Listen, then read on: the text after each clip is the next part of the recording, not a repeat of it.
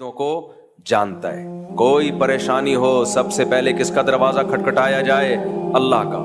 یعلم خائنۃ الاعین وما تخفی الصدور. وہ آنکھوں کی خیانت کو بھی جانتا ہے، سینوں کے رازوں کو بھی جانتا ہے. هو اعلم بکم اذ انتم اجنۃ فی بطون امہاتکم. جب تمہاری ماں تمہیں نہیں جانتی تھی، ماں کے پیٹ میں تھے تم، وہ اس وقت سے تمہیں جانتا ہے، تم سے محبت کرتا ہے، ماں سے بھی 70 گنا زیادہ. علی کل شیء قدیر ہے، اس کی عظمت ہے، اس کا جلال ہے. لہذا جب بھی پکارا جائے گا، وہ پکار جو اسباب سے ہٹ کے ہے.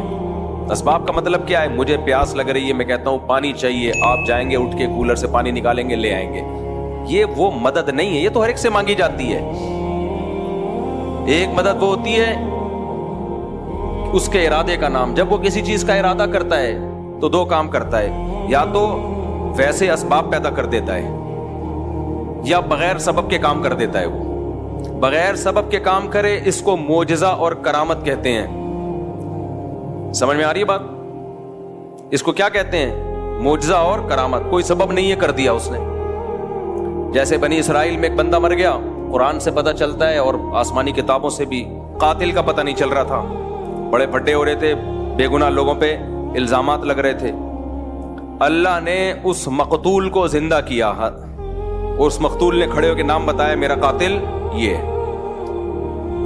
اللہ نے مدد کی سبب کے بغیر. یہ ہوتا ہے یہ معجزہ. کرامت بزرگوں کی ہوتی ہے اور معجزہ پیغمبروں کا. فرق صرف اتنا ہے کہ کرامت پر ایمان ضروری نہیں ہے جب تک کہ وہ قطعی دلیل سے ثابت نہ ہو. اگر قطعی دلیل کے بغیر ہے تو اگر آپ کو بیان کرنے والے پر اعتماد ہے تو مان لیں، بیان کرنے والے کے بارے میں آپ کا خیال ہے پھینک رہا ہے لمبی لمبی، تو نہیں مانے آپ. ان معجزے کا انکار نہیں کر سکتے آپ. لیکن قرآن میں کچھ کرامتیں ایسی ہیں کہ ہیں وہ کرامت لیکن ماننی پڑیں گی، کیونکہ بیان کون کر رہا ہے؟ قرآن بیان کر رہا ہے. اسی طرح بیان کرنے والا قابل اعتماد ہے، آپ کو پتہ ہے یہ جھوٹ نہیں بولے گا، پھر بھی آپ انکار کر رہے ہو، تو یہ کرامت کا انکار نہیں ہے، پھر خدا کی قدرت کا انکار ہے. میں نے شہیدوں کے خون کی خوشبو خدا کی قسم اپنی ناک سے سونگھی ہے. اب جس کو مجھ پہ اعتماد ہوگا مان لے گا یار اللہ کی قدرت ہے. بندہ شہید ہوا اور اس کے خون سے اللہ نے خوشبو پیدا کر دی. لیکن آپ کو اگر مجھ پہ اعتماد نہیں ہے، آپ کا خیال ہے یہ مولوی صاحب پھینکوں ہیں، تو نہ مانو آپ. لیکن آپ کا خیال ہے کہ مولوی صاحب پھینکوں نہیں ہے، کیوں پھینکوں گا بھائی؟ کیوں جھوٹ بولوں گا؟ میں اتنی بڑی قسم مسجد میں ممبر پہ بیٹھ کے کیوں اٹھاؤں گا؟ اس کے باوجود بھی اگر آپ انکار کر رہے ہو کہ نہیں جی شہید کے خون سے خوشبو آ ہی نہیں سکتی، تو پھر یہ ہمارا انکار نہیں ہے، پھر یہ خدا کی قدرت کا انکار ہے. یہ وہی لا مذہبیت ہے، الحاد ہے، جس کی بیس پہ لوگوں نے خدا کا انکار کیا ہے. کیونکہ آج بہت سے لوگ بابوں کی کرامتوں کا انکار کرتے کرتے لمٹ کراس کر چکے ہیں، کرامت کے وجود ہی کے منکر ہو گئے. یہ غلط ہے. کسی بھی چیز کے اعتدال سے اس پہ رد کیا جائے گا. سمجھ میں آ رہی ہے کہ نہیں آ رہی بات؟ توحید یہ نہیں ہے کہ آپ کرامتوں کا انکار کرتے ہیں. توحید کرامت کا وجود تو توحید کی بڑی دلیل ہے کہ یہ اللہ کی قدرت ہے. تو مدد اسباب سے ہٹ کے کون کرتا ہے؟ بولو اللہ. اب اللہ جب مدد کرتا ہے تو دو طریقے ہوتے ہیں اس کے. یا تو بغیر سبب کے کر دے گا، جیسے میں نے مثالیں دی. فرعون کو، موسیٰ علیہ السلام کو فرعون سے کیسے بچایا؟ ناکامی کے نقشے پہلے پیدا کیے. حضرت موسیٰ علیہ السلام نکلے بنی اسرائیل کو لے کر، گھوڑے پہ جا رہے ہیں، دوڑتے ہوئے راستہ بھلا دیا اللہ نے. صحیح ہے نا؟ آگے پانی ہے، سمندر ہے، پیچھے فرعون. بنی اسرائیل نے کہا انا لمدرکون، مارے گئے. بس آگے پانی، پیچھے اتنا بڑا لشکر گئے. اب اسباب کی دنیا میں بچنے کا کوئی چانس تھا؟ ہے بھائی؟ امپاسبل. موسیٰ علیہ السلام کا اللہ پہ اعتماد. تو یہ جو اعتماد ہے، یہ ہے وہ محبت جو کس کو دی جا رہی ہے؟ معبود کو. اگر وہاں کوئی سائنٹسٹ آ کے حضرت موسیٰ علیہ السلام کو کہتا کہ میں کوئی ابھی ایسا کروں گا، ایک توپ ایجاد کر لوں گا اور ان فرعونیوں پہ آپ بمبارمنٹ کرو گے، موسیٰ علیہ السلام مان لیتے اس کی بات؟ بولو نہیں. اس پہ توکل کرتے نہ. بھائی اسباب کی دنیا میں ممکن نہیں ہے, ایسا نہیں ہو سکتا, اتنی جلدی کچھ بھی نہیں ہو سکتا. لیکن وہ معبود کس کو مانتے تھے؟ اللہ کو, صرف اللہ کو, صرف اللہ. عیسائی صرف اللہ نہیں کہتے, مسیح علیہ السلام کو بھی ساتھ میں ملا لیتے ہیں. نا صرف ایسے موقع پہ صرف کون؟ اللہ. کوئی پیغمبر, کوئی ولی, کوئی فرشتہ نہیں, کیونکہ اب اسباب سے ہٹ کے مدد کرنے کی بات ہو رہی ہے. اس کی قدرت کس کے ہاتھ میں ہے؟ اللہ کے ہاتھ میں. یہ محبت اور یہ تعلق اللہ کے علاوہ کسی اور کو دیا. آپ 100 دفعہ کہو کہ میں صرف ایک اللہ کو مانتا ہوں, اللہ کہے گا تم ایک اللہ کو نہیں مانتے, تم صرف زبان سے بولتے ہو, حقیقت میں تم نہیں مانتے, جھوٹ بولتے ہو تم. آپ کہہ رہے ہو مسیح سے بھی دعائیں مانگی جائیں, مریم سے بھی دعائیں مانگی جائیں علیہم السلام, اور پھر کہو ہم ایک خدا کو مانتے ہیں. تو آپ کے کہنے سے اللہ نہیں مان لے گا اس بات کو. اللہ کہے گا میں نہیں مانتا, میں اس کو مانوں گا کہ یہ ایک خدا کو مانتے ہیں جو مصیبتوں میں صرف کس سے مانگے گا؟ صرف اس اللہ سے مانگے گا. تو موسیٰ علیہ السلام نے اس موقع پہ کیا کہا؟ ان معی ربی, میرے ساتھ کون ہے؟ اللہ. کیا مطلب؟ وہ مدد کرنا چاہے گا تو کر دے گا. حضرت موسیٰ کے علم میں بھی نہیں تھا کہ کیسے کرے گا, کیونکہ اب تک تو حضرت موسیٰ نے لاٹھی کو سانپ بنتے ہوئے دیکھا تھا نا. تو یہ لاٹھی سانپ بن کے کتنے فرعونیوں کو کھا لیتی بھائی, کیا خیال ہے؟ پیچھے سے سینکڑوں ہزاروں کا لشکر آ رہا ہو اور آپ کے ہاتھ میں ایک اژدہا ہو, وہ اژدہا کچھ کر لے گا؟ کچھ بھی نہیں کر پائے گا. کتنوں کو کھائے گا وہ؟ بلکہ آنے والا سب سے پہلے اژدہا پہ وار کرے گا کہ پہلے اس کو قتل کرو. تو اللہ مدد کرتا ہے بعض دفعہ بغیر سبب کے, کہتا ہے چلو بھائی. اللہ نے پھر موسیٰ علیہ السلام کو وحی کی کہ یہ لاٹھی کو آپ پانی پہ ماریے. حضرت موسیٰ نے لاٹھی پانی پہ ماری اور فکان کل فرق کالطود العظیم, وہ جو پانی تھا 2 پارٹ میں ڈیوائیڈ ہو کے پہاڑوں کی طرح کھڑا ہو گیا, سارا جمع ہو گیا ایک طرف. اس سے بھی پتا چلتا ہے کہ معجزہ ہو یا کرامت ہو, اس میں ولی یا پیغمبر کے ارادے کا دخل نہیں ہوتا. بہت سے لوگ کہتے ہیں جب موسیٰ علیہ السلام لاٹھی کو سانپ بنا سکتے ہیں, سمندر کے 2 ٹکڑے کر سکتے ہیں, تو ہمارے نبی مشکل کشا کیوں نہیں ہو سکتے؟ بھائی نہ موسیٰ علیہ السلام مشکل کشا, نہ سید الانبیاء مشکل کشا. مشکل کشا صرف ایک اللہ کی ذات ہے جس کے پاس اختیارات ہیں. حضرت موسیٰ کے پاس اگر سمندر کو توڑنے کا اختیار ہوتا تو خود سے کر لیتے نا یہ کام. وہ تو اللہ نے کہا کہ اے موسیٰ آپ لاٹھی کو پانی پہ ماریے. حضرت موسیٰ کو نہیں پتا کیا ہونے والا ہے, آپ کو جو حکم دیا جا رہا ہے آپ اس پہ عمل کریں. اب یہاں ایک سوال پیدا ہوتا ہے کہ لاٹھی کو پانی پہ مارنے کی کوئی سائنٹیفک لاجک ہے؟ کبھی دنیا میں ایسا ہوا کہ لاٹھی کو پانی پہ مارے تو پانی ٹھہر جائے؟ ہل جاتا ہے اور زیادہ. تو سوال پیدا ہوتا ہے کہ اللہ ڈائریکٹ کیوں نہیں اللہ نے کر دیا؟ موسیٰ علیہ السلام نے اللہ سے کہا کہ اللہ ہماری مدد کر, اللہ نے کہا ٹھیک ہے, اور پانی کو روک دیا اللہ نے. کیا خیال ہے بھائی؟ روک دیتے اللہ تعالیٰ کلمہ کن کی طاقت سے, چلو بھائی نکل جاؤ. موسیٰ کو کیوں کہا جا رہا ہے علیہ السلام کو کہ لاٹھی مارے پانی پہ؟ کیوں؟ اللہ تعالیٰ کے کاموں میں نا ایک حکمت نہیں ہوتی, ایک کام میں 20 حکمتیں حاصل ہوتی ہیں. موسیٰ کلیم اللہ کی لاٹھی پانی پہ اس لیے مروائی جا رہی ہے کہ لوگوں کے دلوں میں موسیٰ کی فضیلت بھی بیٹھے کہ اللہ یہ کام خود بھی کر سکتا تھا لیکن اپنے کلیم کی لاٹھی سے یہ کام لے رہا ہے, یہ بتانے کے لیے کہ اس سے میرا جو تعلق ہے وہ موسیٰ کلیم اللہ سے جو مجھے محبت ہے وہ تم میں کسی اور سے وہ محبت نہیں ہے. اس کی لاٹھی سے میں سمندر کے 2 حصے میں ٹکڑے کروں گا. تو جیسے اللہ پیغمبر کی فضیلت کو بیان کرنے کے لیے کام خود کرتا ہے, لاٹھی اور ہاتھ پیغمبروں کا استعمال کرتا ہے, ایسے ہی بعض ولی اللہ ہوتے ہیں جن کی فضیلت کو بیان کرنے کے لیے کام اللہ کرتا ہے. ہاتھ کس کا استعمال ہوتا ہے؟ بزرگ کا, تاکہ لوگوں کو پتا چلے کہ سارے بابے 2 نمبر نہیں ہوتے, کچھ بابے 1 نمبر بھی ہوتے ہیں. بعض لوگوں نے بابوں کا انکار کرتے کرتے خود بابے بن گئے اور باقی سارے بابوں کی نفی کر دی. یہ غلو ہے. سمجھتے ہو جب نہیں پڑھو گے رات کو تو کیسے سمجھو گے بات؟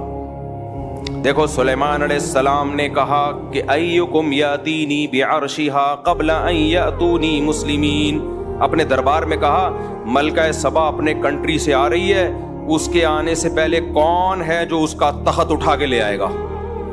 ایک جن نے کہا میں لے آؤں گا، اتنی ٹائم لگے گا اس میں، ایسا نہیں ہوگا ڈھن گیا تھوڑا ٹائم لگتا ہے آنے میں اور جانے میں۔ ایک بزرگ تھے جن کے پاس انجیل کا زبور کا علم تھا، انہوں نے کہا انا آتیک بہ قبل ان یرتد الیک طرفک، اے پیغمبر آپ کی پلک جھپکنے سے پہلے میں وہ تخت حاضر کروں گا۔ یہ کہا اور تخت حاضر۔ تو یہ کیا تھا؟ معجزہ تھا یا کرامت تھی؟ کرامت، کیونکہ غیر نبی کے ہاتھ پہ، اور ہر ولی کی کرامت پیغمبر کا معجزہ ہوتا ہے، پیغمبر کا معجزہ، کیونکہ وہ ولی کے ہاتھ پہ کرامت اسی لیے ظاہر ہوتی ہے کہ وہ اس پیغمبر پر ایمان لاتے ہیں، اگر ایمان نہ لاتے تو وہ کرامت ظاہر نہیں ہوتی۔ تو یہ پیغمبر کی فضیلت ہے۔ اب یہ لوگ کہتے ہیں سلیمان علیہ السلام کے ہاتھ پہ تو کرامت ظاہر ہوئی نہیں، بزرگ کے ہاتھ پہ ہو گئی، یا آج کل لوگ کہتے ہیں نا، ہم جب بزرگوں کی کرامتیں بیان کرتے ہیں، یہ کرامت یہ کریں، صحابہ کے ہاتھ پہ تو ہوئی نہیں، تم لوگ کے بزرگوں کے ہاتھ پہ ہو گئی۔ یہ ممکن ہے کہ ایک کی فضیلت زیادہ ہو، اس کے ہاتھ پہ کرامت ظاہر نہ ہو، اور ایک کی فضیلت کم ہو، اس کے ہاتھ پہ کرامت ظاہر ہو جائے، یہ ممکن ہے۔ سلیمان علیہ السلام کا مقام زیادہ تھا، وہ تخت نہیں لے کر آئے، بزرگ کا مقام کم تھا، انہوں نے سیکنڈوں میں تخت حاضر کر دیا۔ اب جو شرک ذہنیت والے لوگ ہیں وہ کہیں گے دیکھو اللہ نے بزرگوں کو بھی اختیارات دے رکھے ہیں، سیکنڈ میں تخت یہاں سے وہاں اٹھا کے لے آئے، اسی لیے ہم داتا دربار پہ جاتے ہیں کہ وہ سیکنڈوں میں حمل ٹھہروا دیں۔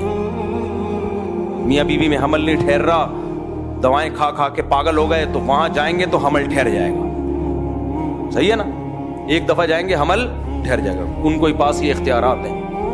ہم جائیں گے تو ہمارے آنے والی مصیبتوں کو وہ دور کر دیں گے۔ جب ان کو کہا جاتا ہے یہ تو شرک ہے، وہ کہتے ہیں پھر سلیمان علیہ السلام کے دور کے بزرگ نے یہ جب کیا شرک، وہ بھی تو شرک تھا، تو جواب کیا ہے؟ بھائی وہ بزرگ نے نہیں کیا، وہ کس نے کیا ہے؟ اللہ نے کیا ہے، وہ اللہ نے کیا ہے۔ اللہ نے اس بزرگ کے دل میں الہام کر دیا تھا میں یہ کام کرنے والا ہوں، اور اس کے لیے میں نے آپ کی سلیکشن کی ہے، قبول ہے؟ انہوں نے کہا ہاں ہو گیا۔ اگر ان بزرگ کے پاس یہ اختیارات ہوتے تو وہ تو تخت ہی دائیں بائیں کرتے رہتے بیٹھ کے، کیا خیال ہے؟ آج اگر کوئی بزرگ ہو جس کے پاس یہ اختیار ہو، وہاں سے وہ امریکہ کے صدر کا تخت اٹھا کے یہاں لے آئے، اس کی اب تخت کا دور گیا، اب کرسیاں آ گئی ہیں کہ جی امریکہ کے صدر کی کرسی چاہیے مجھے تاکہ میں بیٹھ کے اس پہ صدر امریکہ بن جاؤں، ٹھک کرسی آئی، تو وہ صاحب کیا کرتے؟ یہ جو لوڈنگ کا جتنا کام ہے ان کا سارا بزنس ٹھپ۔ کیا خیال ہے بھائی؟ ہمیں فرنیچر چاہیے گھر میں، جی بیٹی کی شادی ہے، جہیز کے لیے لالو کھیت گئے یا طارق روڈ گئے لوڈنگ کے لیے، یار اس بزرگ کو فون ملا یہ بیٹ کسی سے نہیں اٹھ رہا ہے، ٹھک بیٹ دلہن کے کمرے میں، بلکہ دلہن ہی اٹھوا کے لے آؤ، رخصتی کی ضرورت کیا ہے؟ گاڑی جائے گی، پاں پاں پاں، وہ باجے بجیں گے، پھر جوتا چھپائی اور 20 قسم کے خرچے ہیں۔ بزرگ کو رابطہ کیا حضرت دلہن کا ویٹ کافی زیادہ ہے اور گاڑی ابھی فوراً مل نہیں رہی ہے، اور ابا رخصتی کرنے میں تاخیر بہت کر رہے ہیں اس کے ابا، ایسے بھی ابا ہوتے ہیں مارکیٹ میں۔ بزرگ کیا کرتے؟ بھائی میرے اتنے ریٹ ہیں اور میں صدقہ کروں گا کیونکہ میں بزرگ ہوں، وہ کھاؤں گا نہیں، میں مختلف علاقوں میں تعاون کروں گا، اتنے پیسے دے، ٹھک دلہن کہاں؟ آپ کے بیڈ پہ۔ تو اگر یہ دادا بزرگوں کے پاس یہ اختیارات آ جائیں نا تو اس کائنات کا نظام تباہ و برباد ہو جائے۔ تو وہ جو سلیمان علیہ السلام کے پاس جو بزرگ تھے وہ بھی ایک ہی دفعہ تخت لے کر آئے ہیں، ایسا نہیں ہے کہ بار بار تخت دائیں سے بائیں کرتے رہیں بیٹھ کے۔ تو اللہ نے دل میں ڈال دیا کہ میں ایک دفعہ آپ کے ہاتھ پہ یہ کرامت ظاہر کرنا چاہتا ہوں۔ تو کرامت اسی طرح ہی ہوتی ہے، اختیارات نہیں آ جاتے کسی کے پاس کہ جب کریں جیسے کریں وہ فوراً ہونا شروع ہو جائے، یہ نہیں ہوتا۔ تو جو شرکیہ دماغ کے لوگ ہیں انہوں نے تو اس پہ شرک کرنا شروع کر دیا، اور جو ملحد ہیں، ایتھیسٹ ہیں، خدا کے منکر ہیں یا خدا کے منکروں جیسا ذہن رکھتے ہیں، بعض ایسے ہیں جو اللہ کو مانتے ہیں لیکن وہ سمجھتے ہیں اللہ کے پاس کوئی طاقت نہیں، اللہ کچھ نہیں کر سکتا، سب کچھ اسباب سے ہی ہوتا ہے۔ تو یہ بھی ملحدانہ سوچ کے حامل ہیں. تو یہ والے اسکالر بھی بزرگوں کی کرامت کا انکار کرتے ہیں کہ ایسا کیسے ہو گیا, ایسا کیسے ہو گیا. تو سمجھ لو یہ اصل میں تو لیبل یہ لگا رہے ہیں کہ ہم شرک کی نفی کر رہے ہیں, لیکن شرک کی نفی کی آڑ میں اصل میں اللہ کی قدرت کا انکار کر رہے ہیں, یہ کہ اللہ یہ نہیں کر سکتا. لہذا یہ ہر کہانی کو, ہر کرامت کو بولتے ہیں کہانیاں. ہر کرامت کو کیا بولتے ہیں؟ کہانیاں سنا رہا ہے. بھائی کچھ کرامت کے واقعات مستند ذریعے سے ہوتے ہیں. فضائل اعمال میں جو کرامت کے واقعات بیان کیے گئے ہیں وہ شیخ الحدیث مولانا زکریا نے خود بیان نہیں کیے, وہ جن لوگوں کی کتابوں سے بیان کیے ہیں وہ سارے مستند لوگ ہیں. ان میں بہت سے تو بخاری مسلم اور حدیث کی کتابوں کے راوی ہیں. اگر آپ ان کو جھوٹا قرار دو گے تو آپ کو حدیث پہ اعتماد ختم ہو جائے گا. تبھی یہ جتنے لوگ ہیں نا جو فضائل اعمال کی کرامتوں پہ اعتراض کرتے ہیں, یہ مولانا زکریا کو تو بولتے ہیں کہ انہوں نے کہانیاں سنائی ہیں. جس کتاب سے مولانا زکریا نے وہ کرامت کا واقعہ لیا ہوتا ہے اس کتاب کے مصنف کو کبھی نہیں کہتے کہ یہ جھوٹا ہے. نہیں آ رہی میرا خیال ہے بات. تبھی فضائل اعمال, فضائل صدقات کی کرامتوں کے واقعات پہ کوئی بھی اعتراض کرے نا تو فوراً بولو کہ ٹھیک ہے تو اپنی بات پہ قائم رہنا. جس کتاب سے انہوں نے کرامت لی ہے اصل میں تو اس کتاب کا مؤلف جھوٹا ہے نا, تو بول کہ اس کتاب کا مؤلف جھوٹا ہے. پھر جب وہ بولے تو پھر آپ بتاؤ کہ اس کتاب کا مؤلف کیا تھا, اس کی حیثیت محدثین کی نظر میں کیا تھی. تبھی یہ جتنے لوگ ہیں یہ بس امت میں تفرقہ پھیلاتے ہیں. تو اعتدال کی راہ کیا ہے؟ نہ تو ہر بزرگ کی کرامت کو مانا جائے. یہ ٹاپک سے میں ہٹ گیا, دوبارہ اصل ٹاپک پہ آ رہا ہوں. نہ تو ہر بزرگ کی کرامت کو مانا جائے گا, ایک بات. مستند ذریعے سے جو کرامت ہوگی اس کو مانا جائے گا. دوسری بات, کرامت کا مطلب کیا ہے؟ اختیارات کسی کے پاس نہیں ہے. کبھی کبھار اللہ کسی کی فضیلت کو بیان کرنے کے لیے, جیسے سلیمان علیہ السلام کے دربار میں کوئی بزرگ تھے, اللہ والے ہوں گے, کوئی جانتا نہیں تھا ان کو, اللہ نے ان کی بزرگی کو ظاہر کرنے کے لیے ان کے ہاتھ پہ کرامت ظاہر کر دی کہ دیکھو یہ بھی میرے نیک بندے ہیں. تو کبھی اللہ ایسا کر دیتا ہے, لیکن اس کا یہ مطلب نہیں ہے کہ اب ہم اس کو پکارنا شروع کر دیں. اختیارات کس کے ہاتھ میں ہیں؟ اللہ کے ہاتھ میں. اختیارات اللہ کے ہاتھ میں تھے. پھر اس نے موسیٰ کی لاٹھی سے, موسیٰ علیہ السلام کی لاٹھی سے سمندر کے 2 ٹکڑے کر دیے. کیے کس نے؟ اللہ نے. تو سمندر کے 2 ٹکڑے کروانے ہو تو کس کو پکارا جائے گا؟ اللہ کو. پھر اللہ کی مرضی بھائی. تو اللہ 2 طرح سے مدد کرتا ہے. ایک اسباب سے ہٹ کے, جیسے موسیٰ علیہ السلام کی مدد کی, کوئی سبب نہیں ہے, سمندر کو 2 ٹکڑے میں ڈیوائڈ کر دیا, چلو بھائی چلو یہاں سے جاؤ. جب فرعون آیا دوبارہ ملا دیا اللہ نے. اس طرح سے بھی اللہ مدد کرتا ہے. اور ایک یہ کبھی کبھار ہوتا ہے, یہ اللہ کی عادت بولو نہیں ہے. عادت اللہ کی اسباب پیدا کرے گا. اللہ کی عادت کیا ہے؟ مثال کے طور پر آپ کمارے چھڑے چھاٹ اللہ سے دعا مانگ رہے ہو میں بھی صاحب اولاد بن جاؤں, تو ایسا نہیں ہوگا آپ کو حمل ٹھہر جائے اور بچہ پیدا ہو جائے. نا. یا کوئی لڑکی دعا مانگ رہی ہے اللہ بغیر شوہر کے اولاد دے دے, اولاد دے دے. کوئی آ کے مولوی صاحب کہیں گے تیرا دماغ خراب ہے, شوہر کے بغیر اولاد نہیں ملتی. وہ کہ معاذ اللہ نقل کفر, کہ حضرت مریم کو بھی تو بغیر شوہر کے مل گئی تھی. بھائی وہ ونس اپون اے ٹائم. کبھی اللہ ایسا کرتا ہے کہ اسباب کے بغیر مدد کر لیتا, ونس اپون اے ٹائم, ورنہ ایسا نہیں ہوتا. معجزے کرامات بہت کم ہوتے ہیں اور ان پر شرعی حکم کا مدار نہیں ہوتا. خوب سمجھ لو, شریعت جو ہمیں فیصلے کرنے کا حکم دیتی ہے وہ معجزوں اور کرامتوں کو دیکھ کے نہیں بلکہ گراؤنڈ ریئلٹی کو سامنے رکھ کے فیصلے کرنے کا حکم دیتی ہے. معجزے کرامت صرف اللہ اپنی قدرت بیان کرنے کے لیے کہ میں یہ بھی کر سکتا ہوں, اس کے زیادہ اس کی حیثیت نہیں ہے. مثال کے طور پر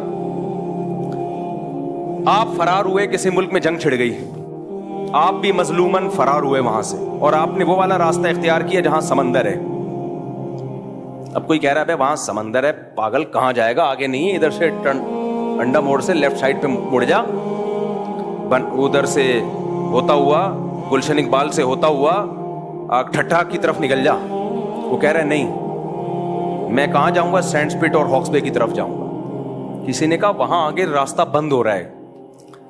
کہے گا تجھے اللہ کی قدرت پہ یقین نہیں ہے, موسیٰ علیہ السلام بھی تو اسی ٹریک پہ چلے تھے, آگے راستہ بند تھا, اس خدا نے اپنی قدرت دکھائی اور سمندر کو 2 حصوں میں تقسیم کر دیا. تو میں جب وہاں جاؤں گا آگے اللہ اپنی قدرت سے کشتیاں بھیج دے گا, اللہ اپنی قدرت سے سمندر کو پھاڑ دے گا. تو ہم کہیں گے تیرا دماغ ہو گیا ہے خراب. نہیں آئی میرا خیال ہے بات. ہم کیا کہیں گے؟ تیری کھوپڑی ہو گئی ہے آؤٹ. ہم کہیں گے بھائی موسیٰ علیہ السلام جان کر اس راستے پہ نہیں چلے تھے, بھول گئے تھے راستہ. چلے تو وہ اس ٹریک پہ تھے جو خشکی کا راستہ جاتا ہے, وہ راستہ ہی بھول گئے, بس اللہ نے اپنی قدرت دکھانی تھی. کہ نہیں تم اللہ کی قدرت کے منکر ہو. کیا اللہ سمندر کو 2 حصوں میں تقسیم نہیں کر سکتا؟ بھائی کر تو سکتا ہے, تو اللہ کرے گا, کر تو سکتا ہے, لیکن تجھے یہ کس نے کہا کہ کرے گا؟ ایک دفعہ مجھے یاد ہے کوئی مجھے مشورہ دے رہا تھا, کوئی ایسے بے احتیاطی والا مشورہ دے رہا تھا. میں نے کہا یار حالات ٹھیک نہیں ہے, اس طرح میرا جانا ایسے موقع پہ وہاں ٹھیک نہیں ہے, آج کل تھریٹس بہت ہیں, تھوڑا پرانی بات ہے, جان کا خطرہ ہے. اس نے کہا اللہ نے چاہا تو اللہ بچائے گا. میں نے کہا اگر اللہ نے نہیں چاہا تو تیرا باپ بچائے گا پھر؟ کہ نہیں اللہ نے چاہا تو اللہ بچا لے گا. یہ تو ہمیں پتا ہے اللہ نے چاہا تو بچائے گا, لیکن مجھے پتا ہے کہ اللہ چاہتا ہے کہ نہیں چاہتا. میں بلیچ پی رہا ہوں, اللہ نے چاہا تو اللہ بچا لے گا. مجھے پتا ہے یہاں فلاں جگہ پہ دہشت گردی ہے, قتل و غارت ہو رہے ہیں, نہیں جاؤ بھائی وہاں پہ, بم پھٹ رہے ہیں, حالات خراب ہیں, اللہ نے چاہا تو اللہ بچا لے گا. تو ٹھیک ہے, بہت سے لوگوں کو اللہ نے بچایا بھی ہے. اب کراچی کے جو حالات خراب چل رہے تھے, جگہ جگہ بم دھماکے ہو رہے تھے, بنارس لوگ جاتے تھے نا, وصیت کر کے جاتے تھے کہ میں بنارس جا رہا ہوں. بنارس والا ادھر آتا تھا, وصیت کر کے آتا تھا میں انڈا موڑ آ رہا ہوں. ایسی جنگ چل رہی تھی, لوگوں نے کہا ویزے لے کے جاؤ بھائی.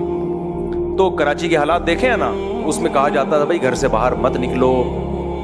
نہیں جی اللہ بچائے گا. اللہ نے چاہا تو اللہ بچائے گا, یقیناً اللہ نے چاہا تو بچائے گا, لیکن اللہ چاہے گا کہ نہیں چاہ رہا ہے یہ ہمیں معلوم نہیں ہے. تو چاہتا ہے کہ اللہ چاہے کہ میں بچوں, لیکن اللہ بھی چاہتا ہے کہ تو جو چاہتا ہے وہ ہو.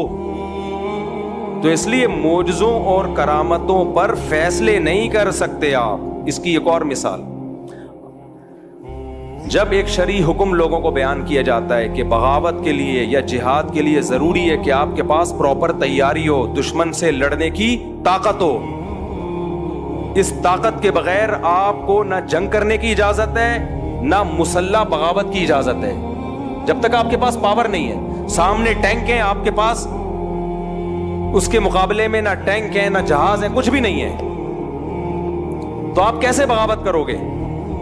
لوگ کہتے ہیں بدر میں کیسے ہو گیا؟ 313 نے 1000 سے مقابلہ کیا, اور خالد ابن ولید نے 60 سے 60,000 کا حصار توڑا. بھائی بدر میں 313 کا جو 1000 سے مقابلہ تھا وہ نبی کے ارادے سے نہیں تھا, وہ تو کسی اور ارادے سے نکلے تھے. تو مشرکین نے اچانک 1000 کا لشکر لے کے آ گئے, تو وہ تو اس کے علاوہ کوئی راستہ ہی نہیں تھا. تبھی پھر مدد اللہ کی طرف سے نازل ہوئی ہے. تو وہ معجزہ تھا کہ 313,000 پہ غالب آ گئے. نبی خود 313 کو لے کے مکہ پہ چڑھائی کے لیے کبھی بھی نہیں نکلے.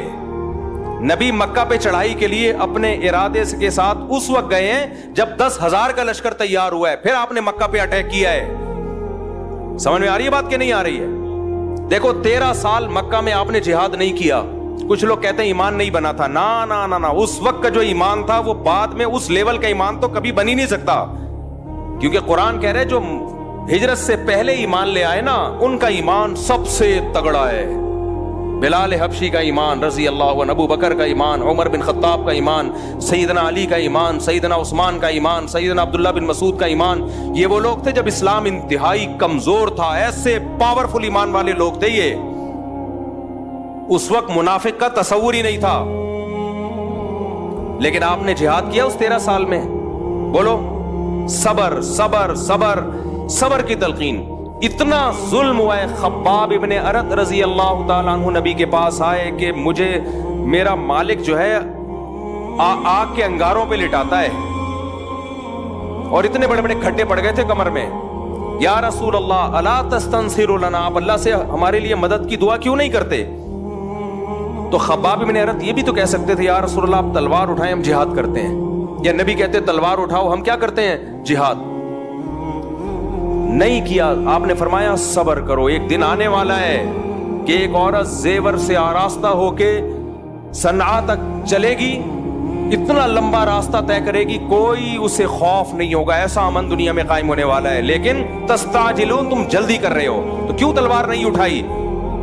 اس لیے کہ بہت تھوڑے تھے اور کافر بہت زیادہ پاور میں تھے. گراؤنڈ ریئلٹی اور اسباب کو سب سے زیادہ فوکس اسلام کرتا ہے.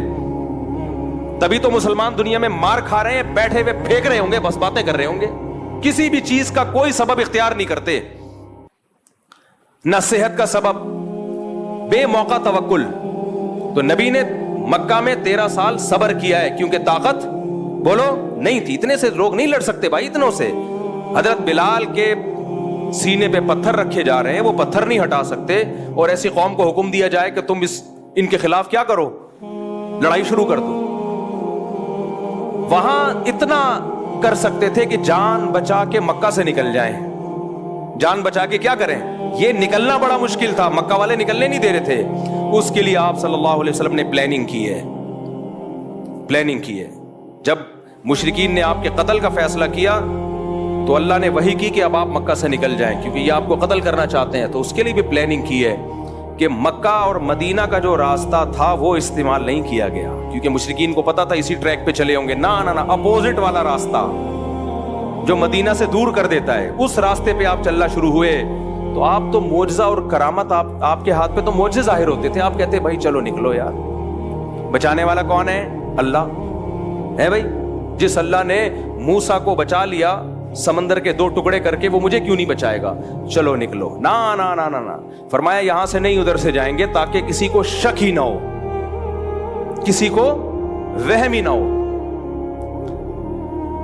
تو معجزے اور کرامت کے واقعات سن کے نا, یہ صرف اللہ کی قدرت پہ ایمان لانا ہے ہم نے, کہ اللہ کبھی کبھار اس طرح بھی مدد کر لیتا ہے. کرنا وہی ہے جو اسباب کہہ رہے ہیں. کتنے شوگر کے مریضوں کو دیکھا ہے رسگلے کھا رہے ہوتے ہیں, کہتے ہیں موت تو ایک دن لکھی ہوئی ہے اور اللہ ہے بچانے والا. تو میں ان سے کہتا ہوں موت لکھی ہوئی ہے, تیری بہت جلدی لکھی ہوئی ہے, کیونکہ اللہ کو پتا تھا یہ شوگر کا پیشنٹ ہے, لڈو کے ڈبے کھا جائے گا, لہذا اگلی 1 جنوری سے پہلے فرشتوں کو آرڈر ہوا ہوتا ہے کہ اس کی لکھی ہوئی ہے 31 دسمبر کے 12 بجنے سے پہلے اس کو اٹھا لینا, ڈیٹ چینج نہیں ہونی چاہیے. لکھا ہوا تو ہوتا ہے, لیکن وہ لکھا ہوا ہماری حرکتوں کے حساب سے ہی ہوتا ہے. سمجھ میں آ رہی ہے بات کہ نہیں ہے؟ موت لکھی ہوئی ہے, لیکن اس میں حرکتیں بھی لکھی ہوئی ہیں کہ یہ اتنی جلدی مر جائے گا. کیوں؟ کام سارے مرنے والے کرے گا یہ, اس لیے کیا ہو جائے گا, جلدی مرے گا. تو موت کا ایک دن یقیناً متعین ہے, لیکن اس کے اسباب بھی متعین ہے. سمجھتے ہو کہ نہیں سمجھتے ہو؟ تبھی مسلمانوں میں آپ دیکھ لو, موٹا ہے تو موٹا ہی ہوتا چلا جا رہا ہے, پھیلتا چلا جا رہا ہے. غیر مسلم اسباب کو فوکس کر رہے ہیں, اس صبح اٹھ کے ورزش بھی کرتے ہیں. میں تھائی لینڈ میں گیا تو فجر کی نماز کے بعد میں نے دیکھا فل مارکیٹیں کھلی ہوئی ہیں, ایسے جیسے کھچا کھچ رش ہوتا ہے بازار میں. ابھی سورج نکلا ہے اور کی مارکیٹیں فل. ہمارے یہاں تصور ہے 12 بجے بھی مارکیٹیں نہیں کھلی ہوتی. تو یہ قوم صحت مند رہ سکتی ہے؟ کھائے جا رہے ہیں. میرے صرف پراٹھے والے بیانات کو فوکس کیا ہوا ہے, ورزش والے بیانات کو فوکس کیا ہی نہیں ہے. تو نہ کوئی فزیکل ایکٹیویٹی ہے, نہ کوئی, پھر بیمار ہوتے ہیں. بھائی اللہ, بیماری بھی اللہ کی طرف سے, صحت بھی اللہ کی طرف سے.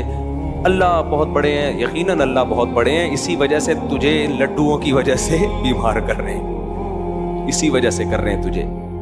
تو آج معجزے اور کرامت برحق ہیں, لیکن یہ بتانے کے لیے کہ مایوس مت ہونا. بعض دفعہ سارے اسباب فیل ہو جاتے ہیں. ہم نے تو اسباب ہی اختیار کرنے ہیں بھائی کامیابی کے لیے, جیسے نبی نے اختیار کیے. مکہ میں جہاد نہیں کیا آپ نے, پھر غزوہ بدر میں بھی ایک اتفاقی واقعہ ہو گیا, ورنہ آپ کا ارادہ 1000 کے لشکر سے لڑنے کا نہیں تھا. پھر احد میں بھی مشرکین نے پہل کی تھی, آپ نے بڑھ کے مکہ پہ حملہ نہیں کیا. تو دفاعی پوزیشن میں آپ لڑے ہیں کہ دفاع کرو اپنا, وہ تو کرنا بنتا ہے نا, وہ تو کرنا ہی کرنا تھا, دفاعی پوزیشن. پھر غزوہ خندق میں چاروں طرف سے قبائل نے مل کے حملہ کا ارادہ کیا, تو بھی آپ نے دفاع پہ اکتفا کیا, بڑھ چڑھ کے ان پہ حملے نہیں کیے. بھائی دفاع کرو کسی طریقے سے, اس میں مشورے لیے. مشورے کیسے لیے؟ صحابہ کرام نے یہ جنگ پہلے کبھی دیکھی نہیں تھی کہ چاروں طرف سے مل کے کوئی حملہ کر لے. تو آپ نے سلمان فارسی کو بلایا کہ فارس میں تم نے کبھی ایسی جنگ دیکھی ہے؟ انہوں نے کہا ہاں ہم نے دیکھی ہے. کیا کرتے ہو؟ خندقیں کھودتے ہیں ہم تاکہ دشمن اندر نہ آئے. اب اس کے علاوہ کوئی آپشن ہی نہیں تھا. وہ خندقیں کھودنا آسان کام نہیں تھا. وہ ایسا نہیں ہے کسی بلڈنگ کے لیے ایک گڑھا کھودا جا رہا ہے. چاروں طرف وہ تمام ایریاز جہاں سے دشمن کے آنے کا خطرہ ہے, اتنے بڑے گڑھے کھودے جائیں کہ دشمن کا اونٹ اور گھوڑا ان کو کراس کر نہ سکے. یہ آسان کام تھا, جبکہ مدینہ اکنامکلی اس وقت انتہائی کمزور تھا. بھوک سے نڈھال ہو رہے ہیں لوگ, پیاس سے نڈھال ہو رہے ہیں, پیٹ پہ پتھر باندھ رہے ہیں, لیکن آپ کدال لے کے گڑھے کھود رہے ہیں. وہاں بھی تو آپ کہہ سکتے تھے بھائی یہ تو بہت مشکل کام ہے. مدد کا وعدہ کس نے کیا ہے؟ بولو, اللہ نے کیا ہے. مدد کا وعدہ اللہ نے کیا ہے تو اتنی ٹینشن نہیں بھائی. بس تھوڑا بہت مشورہ میں نے لے لیا حضرت ابو بکر سے, حضرت عمر سے. باقی فارس کے لوگ کیا کرتے ہیں ایسے موقع پہ, وہ تو ہے کافر. ہم لوگ ہوتے ہیں بولتے ہیں کافر کا بچہ ہے, اس کی ٹیکنالوجی کو کاپی کر رہے ہو, کافر کے بچے ہو. ہم ایسے ہی کہتے ہیں نا, تو کافر کا بچہ ہمیں بتائے گا کہ ہم نے کیسے جنگ لڑنی ہے. تو حضرت سلمان فارسی مومن تھے, لیکن جو اسٹریٹجی تھی وہ کس کی لے کر آ رہے تھے؟ فارسیوں کی, جو اس وقت آگ کی پوجا کرتے تھے. نبی نے وہ اس کو قبول کیا. یہ بہترین سجیشن ہے. جب اپنا پورا کام کمپلیٹ کیا تو پھر معجزے ظاہر ہونا شروع ہوئے. پھر معجزے ہوئے ہیں کہ ایک سرید کا پیالہ وہ 20 لوگوں کے لیے کافی ہو گیا. ایک دودھ کا پیالہ, ایک پیالہ ہے اور سارے صحابہ اس کو پی رہے ہیں, وہ پیالہ ختم نہیں ہو رہا. کیونکہ جو آپ کا کام تھا آپ نے کر لیا. اب اللہ اسباب کو فیل کر کے وہ کام جو ہمارے بس میں نہیں ہے وہ کون کرے گا؟ اللہ کرے گا. تبھی لڑنا فوجوں کا کام ہے جن کے پاس پراپر ٹریننگ ہوتی ہے. ہمارے یہاں ہر بندہ اٹھ کے خلافت کی تحریکیں چلانا شروع کر دیتا ہے کہ کب تک ان حکمرانوں کا ظلم سہوگے, جہاد کرو ان کے خلاف. میرا بھی ایک کلپ چل رہا ہے جس میں میں کہہ رہا ہوں کہ اگر پاکستان میں حالات خراب ہوئے نا, ہمیں دنیا میں کوئی پناہ نہیں دے گا. ہم نے تو بہت لوگوں کو پناہ دی ہے, ہمیں کوئی نہیں دے گا. اس لیے حکمرانوں کو برا بلا کہنا چھوڑ دو.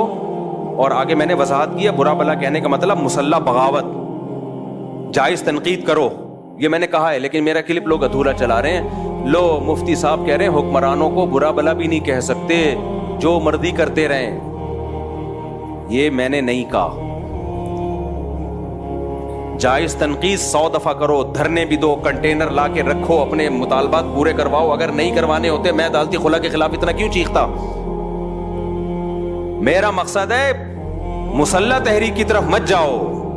بم دھماکے, مار دھاڑ, یہ کام کیا تو ملک میں لاشیں بچھیں گی, رزلٹ کچھ بھی نہیں نکلے گا. غزہ سے زیادہ حالات خراب ہو جائیں گے ہمارے ملک کے. کیونکہ یہ جو بیٹھ کے باتیں کر رہے ہیں نا اسلامی خلافت کی, ان کے پاس باتوں کے سوا کچھ بھی نہیں ہے. خلافت کا لفظ انہوں نے بدنام کر دیا ہے. ہر 4 دن میں کوئی اٹھتا ہے کہ پاکستان میں خلافت کا نظام لے کے آؤ. تیرے پاس کون سا میکینزم ہے؟ تیرے پاس کیا اسٹریٹجی ہے؟ پہلے کیا کرے گا, اس کے بعد کیا کرے گا, پھر لڑے گا کیسے؟ کیونکہ اس لیے تو آپ کو فوج سے لڑنا پڑے گا, اسلام آباد پہ قبضہ کرنا پڑے گا. کیا کیسے کرے گا؟ کوئی جواب نہیں ہے. یونیورسٹیوں کے لڑکوں کو اور طلبہ کو ایک اندھیری گلی میں بند کر دیا. پھر ہوتا کیا ہے, ایجنسی والے ان کو اٹھاتے ہیں, پھر یہ مسنگ پرسن بنتے ہیں. اور یہ جتنے لیڈر خلافت کے نام پہ یہ دندناتے گھوم رہے ہوتے ہیں, ان کو کچھ بھی نہیں ہوتا. ایجنسیاں ان کو کچھ نہیں کہتی. ایجنسیاں کہتی ہیں ان کی دعوت پہ جتنے لوگ آ رہے ہیں نا ان کو کھڈے لین لگاتے جاؤ, ان کی چمڑیاں ادھیڑی جاتی ہیں. کوئی پوچھنے والا تو ایسے جتنے بھی اسکالرز ہیں نا یونیورسٹیوں میں آج کل, یہ بہت اس طرح کے اسکالرز آ رہے ہیں کہ دیکھو یہ مولوی نظام کے خلاف نہیں کھڑے ہوتے. نظام کے خلاف کھڑے ہونے کا مطلب کیا ہے؟ مطلب پہلے واضح کرو, کیا مطلب کھڑے ہونے کا مطلب؟ اگر تم یہ کہہ رہے ہو توپیں گنے لے کے نکل جائیں, یہ نظام کے خلاف ہم نہیں کھڑے ہوں گے بھائی. اس سے نقصان ہوگا, ملک میں انارکی پھیلے گی, ملک کے ٹکڑے ہوں گے اور غیر مسلم طاقتوں کے ہاتھ میں یہ کنٹری چلا جائے گا. اس سے بدتر حالات ہو جائیں گے. اور اگر نظام کے خلاف کا مطلب ہی کہ احتجاج کرو, میڈیا پہ دھرنے دے کے 100 دفعہ کرو, کس نے منع کیا بھائی؟ کس نے منع کیا ہے؟ بنگلہ دیش والوں نے کیا نا احتجاج, کامیاب ہوئے وہ, تو کس نے منع کیا آپ کو احتجاج کرنے؟ یہاں تو بات خلافت سے شروع ہو رہی ہے. اور خلیفہ کون ہوگا آج تک نہیں ڈیفائن کر پائے یہ لوگ. وہ خلیفہ ہوتا ہے وہ بیچارہ اس قابل ہی نہیں ہوتا کہ اس کو کوئی عورت اپنا شوہر بنا لے, اور وہ ملک کا خلیفہ بننے نکلا ہوتا ہے. یہ یونیورسٹیوں میں بہت ہو رہا ہے آج کل. جائیں گے تو کچھ ٹھش پش انگلش ماری اور پھر مولویوں کو برا بلا کہا کہ مولوی تو یہ کر رہے ہیں, مولوی تو تقریریں کر رہے ہیں, تو تصوف میں لگے ہوئے ہیں, تزکیہ میں لگے ہوئے ہیں, نظام کی تبدیلی. اور نظام کی تبدیلی کا مطلب پتہ ہے کیا ہوتا ہے ان کا؟ بغاوت. اب تو واضح لفظوں میں کہنا چھوڑ دیا کیونکہ کچھ لوگوں کو ایجنسی نے اٹھا کے ان کے اگلے پچھلے گناہ معاف کیے پھر چھوڑ دیا, تو وہ بغاوت کا لفظ یوز نہیں کر رہے. اندر ان کے وہی جذبات ہیں, خلافت, نظام تبدیلی. ابے کیا مطلب نظام کی تبدیلی؟ ہمارے پاس ایک سوٹیبل پیکج ہے نظام کی تبدیلی کا. وہ پیکج کیا ہے بھائی؟ یونیورسٹیاں بناؤ, اسکول بناؤ, تعلیم کو فوکس کرو, تاکہ آپ کی چھت کے نیچے جب کوئی بندہ پڑھ کے فوج میں جائے گا, جب کوئی بیوروکریسی میں جائے گا, جب کوئی عدلیہ میں جائے گا, ماحول آپ اس کو دینی ماحول دو گے تو وہاں جا کے فیصلے بھی کیسے کرے گا؟ اچھے. اور اگر آپ ان شعبوں میں نہیں گئے تو پھر یہ تمام اہم ترین شعبے آپ نے اسلام دشمنوں کے لیے چھوڑ دیے ہیں. پھر فوج میں بھی اسلام دشمن لوگ جائیں گے, عدلیہ میں بھی اسلام دشمن لوگ جائیں گے, بیوروکریسی میں بھی اسلام دشمن لوگ جائیں گے, پھر فیصلے آپ کے خلاف ہوں گے اور آپ دھرنے دیتے رہو گے. یہ ایک سوٹیبل طریقہ ہے نظام کی تبدیلی کا. یہ طریقہ نہیں ہے کہ آپ اٹھے اور دھرم دھرم کر کے آپ نے اتنے بندے وہاں مار دیے, اتنے بندے وہاں مار دیے. اس سے کچھ بھی حاصل ہونے والا نہیں ہے. اور اگر حاصل ہوا تو آپ کو نہیں ہوگا, ان طاقتوں کو ہوگا جو آپ کو فیور کر رہی ہیں. سمجھ میں آ رہی ہے بات کہ نہیں آ رہی ہے؟ ان طاقتوں کو فائدہ ہوگا اس سے. اور ویسے بھی میں بار بار کہہ رہا ہوں, پاکستان میں حالات خراب ہوئے نا, مجھے اور آپ کو کوئی پڑوسی ملک ٹھکانہ نہیں دے گا. ہم نے ٹھکانہ دیا, وہ نہیں دیں گے ہمیں. لوگ کہتے ہیں ڈالر لے کے ٹھکانہ دیا تھا, تو آپ بھی تو ڈالر لے کے ہی ہمیں بھگا رہے ہو وہاں سے. اور ہم نے کتنے افغانی یہاں پہ جو ہمارے بھائی ہیں, کیا ڈالر لے کے ہم نے ان کو یہاں ٹھکانہ دیا ہے؟ کس نے ڈالر لیے بھائی؟ آج بھی گھوم رہے ہیں اور ہمیں خوشی ہے. زیرو سے کروڑ پتی بن گئے, ان کی جائیدادیں ہیں, پراپرٹیاں ہیں. 100 دفعہ ہمیں خوشی ہوتی ہے اس سے. مسلمان ہے. ضیاء الحق کی تقریر آپ سنے جا کے, جب یہ افغان جہاد شروع ہوا تھا, اس نے کہا تھا, اس کے الفاظ 90 مجھے پورے الفاظ یاد نہیں, اس نے کہا تھا افغانوں کے لیے ہمارا ملک کھلا ہوا ہے, آئے یہاں پہ دھڑا دھڑ آئے. آپ نے اس سارے احسانات کو 2 منٹ میں دھجیاں اڑاتی کہ تم نے تو ڈالر کے لیے کیا تھا. تو ہمیں کوئی بھی نہیں رکھے گا. اور معلومات جب تک اوتھینٹک معلومات نہ ہو نا, تبصرہ مت کیا کرو. اوتھینٹک معلومات یہی ہے کہ تمہیں کوئی بھی نہیں رکھے گا. صحیح ہے, اس ذہن میں رکھ. نہ پڑوسی رکھیں گے, چاہے وہ اسلامی حکومت ہے, ہم سے اچھے ہوں گے, 100 دفعہ اچھے ہوں گے, ان کی بڑی قربانیاں ہیں, 100 دفعہ قربانیاں ہیں, ان کے شہیدوں کے خون سے خوشبوئیں آئی ہیں, 100 دفعہ آئی ہیں, لیکن مجھے اور آپ کو نہیں رکھے گا کوئی بھی. یہ ذہن میں رکھنا. اور صرف یہ نہیں کہ رکھیں گے نہیں, لتر مار کے باہر نکالیں گے, لتر مار کے بولیں گے دفع ہو یہاں سے. عزت سے بھی نہیں نکالیں گے, لتر مار کے نکالیں گے. ویسے ہی ملاقات کے سلسلے میں چلے گئے تو ٹھیک ہے, رہنے کے لیے گئے, لتر مار کے نکالیں گے, لتر مار کے. یقین نہیں آتا, جاؤ, چلے جاؤ. سمجھتے ہو؟ باقی ان کی قربانیوں کا کوئی انکار نہیں ہے. جو اسلام نافذ کیا اس کا کوئی انکار نہیں ہے, 100 دفعہ. اور سب ہمارے بھائی ہیں بھائی, کسی سے نفرت پھیلانا مقصد نہیں ہے. جتنے پڑوسی ملک ہیں ہم تو انڈیا سے دوستی کے قائل ہیں, جو خالصتاً کافر ملک ہے. بس صرف اتنی نالج دینا مقصد ہے کہ تمہیں کوئی رکھے گا نہیں. سمجھ رہے ہو؟ اور صرف نکالیں گے نہیں, لتر مار کے نکالیں گے. اس پہ لوگ اعتراض کر رہے ہیں میرے بیانات پہ. میں تو جو گراؤنڈ ریئلٹی وہ بیان کر رہا ہوں. باقی تو ہم تو دوستی کے قائل ہیں بھائی, اور جو بھی ہیں پڑوسی ملک کے ہمارے بھائی ہیں. 100 دفعہ آج بھی ہم ان کے لیے قربانی دینے کے لیے تیار ہیں, 100 دفعہ تیار ہیں. اس کو ہم سب سے بڑا جہاد سمجھتے ہیں. لیکن میں یہ بتا رہا ہوں کہ بس جو ظرف آپ کا ہے وہ ساری دنیا کے سب لوگوں کا نہیں, اس لیے اپنے ملک کی حفاظت کرو. آج ہم کسی کو پناہ بھی اس لیے دے رہے ہیں, دے بھی اس لیے رہے ہیں کہ ہمارے پاس ایک کنٹری ہے. نہیں ہوا ختم. جب بات کو میں سمیٹ کے ختم کرتا ہوں تو اللہ 2 طرح سے مدد کرتا ہے انسانوں کی. بعض دفعہ اسباب کے بغیر, جیسے معجزے و کرامات. لیکن اللہ کی عادت کیا ہے؟ اسباب پیدا کر دیتا ہے. کیا پیدا کر دیتا ہے بھائی؟ اسباب. ایسی جگہ سے اسباب پیدا کرتا ہے جہاں سے آپ کا گمان بھی نہیں ہوتا. تو پھر ملحد کہتا ہے یار یہ تو سبب سے ہو رہا ہے نا, یہ تو سبب سے ہو رہا ہے, یہ تو سبب سے ہو رہا ہے, یہ تو اللہ کہاں کر رہا ہے. بھائی وہ سبب پیدا کس نے کیا ہے؟ اللہ نے کیا ہے. وہ سبب پیدا کرنے والا کون ہے؟ اسلام جو دنیا میں آیا غالب آئے وہ بھی تو اسباب سے آیا نا. وہ اسباب پیدا کس نے کیے؟ اللہ نے کیا. ایسی جگہ سے اللہ اسباب پیدا کرتے ہیں جہاں سے آپ کا گمان بھی نہیں ہوتا. اور بعض دفعہ اسباب فیل کون کرتا ہے؟ اللہ. آپ سمجھتے ہو بہت دولت آ گئی، بہت کچھ ہو گیا، آپ اللہ کو بھلا دیتے ہو، اللہ آپ سے دولت چھین لیتا ہے. چھینتا کیسے ہے؟ سبب پیدا کر دیتا. کوئی ایسی بیماری لگا دی، ساری دولت اس بیماری میں خرچ، جائیدادیں تقسیم ہونا، جائیدادیں بکنا شروع. ایسے لوگ ہم نے دیکھے ہیں، ایک بیماری ہوئی، علاج میں زیرو ہو گئے بالکل، کروڑوں کروڑوں روپے جو انہوں نے کمائے تھے ختم، بھیک مانگنے پہ آ گئے.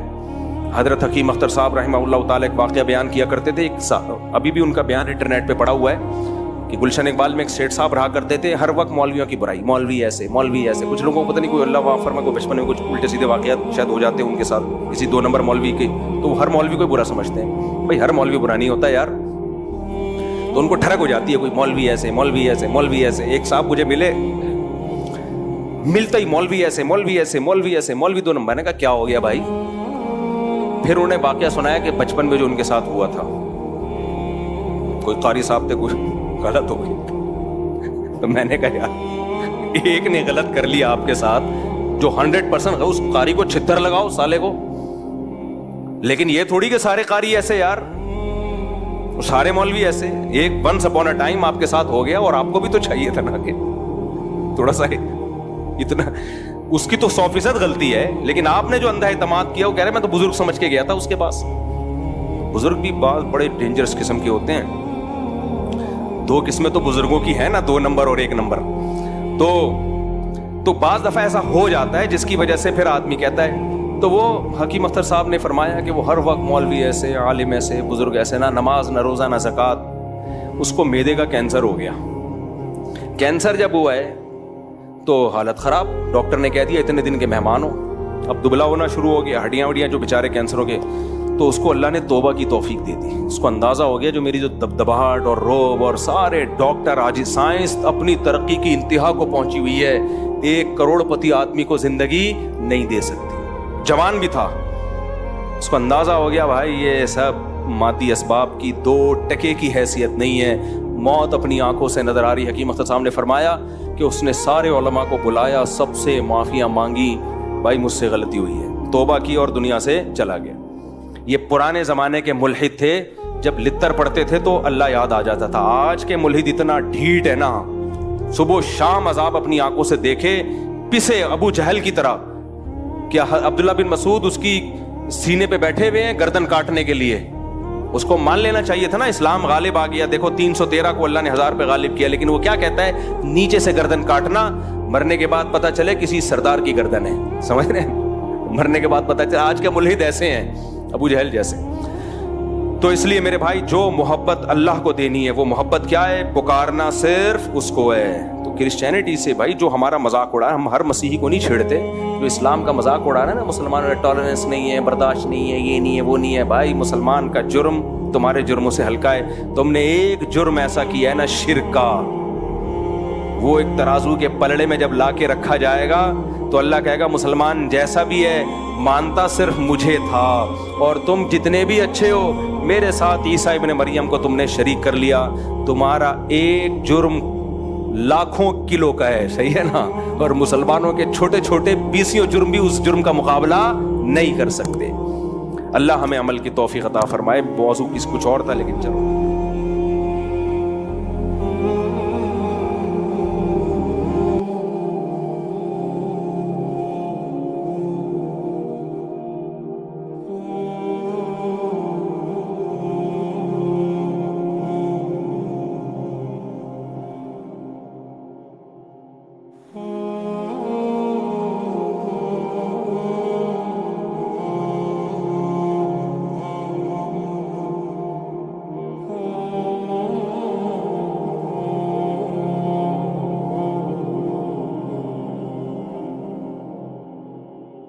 Oh